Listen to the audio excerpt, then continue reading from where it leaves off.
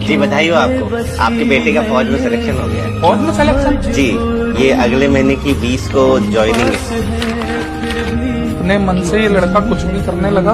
Hello, हाँ जी पापा। कहाँ हो तुम? मैं वो इंटरव्यू देने आया था। बेवकूफ समझ रखा है क्या आपने बाप को?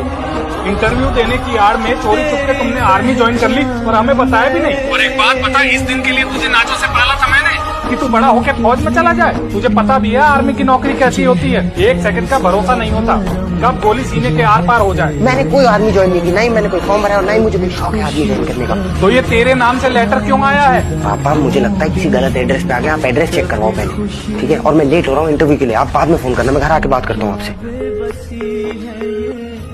ये पूरा नाम और एड्रेस क्या लिखा है इस पे पोस्टमैन साहब? ये सुजीत पाठक D46। हमारे घर का नंबर D48 है और मेरे बेटे का नाम सुजीत पाठक नहीं, सुजीत नाथ।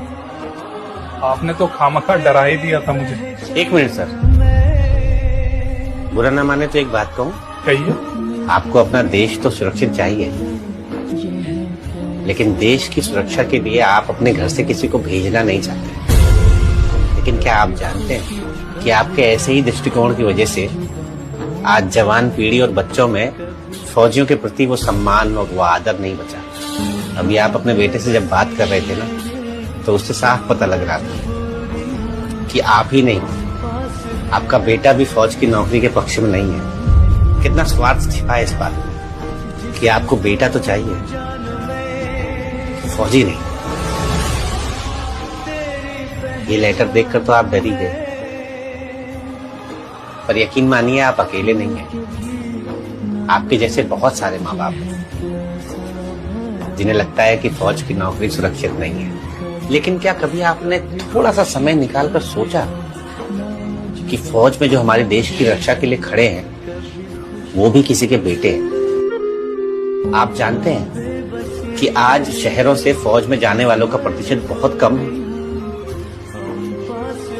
और इसके विपरीत आप गांव की तरफ चले जाइए तो आज भी वहां लड़के भाग रहे हैं, फौज की तैयारी कर रहे हैं पूरे जज्बे के साथ अपने देश की सेवा के लिए। उनके माँ बाप उन्हें नहीं रोकते होंगे, उनके माँ बाप को उनकी चिंता नहीं होती, लेकिन उनकी चिंता के साथ साथ उन माँ बाप को अपने देश की भी चिंता है। और शहरी माँ बाप शायद ये भूल गए। धन्य है ये बेटा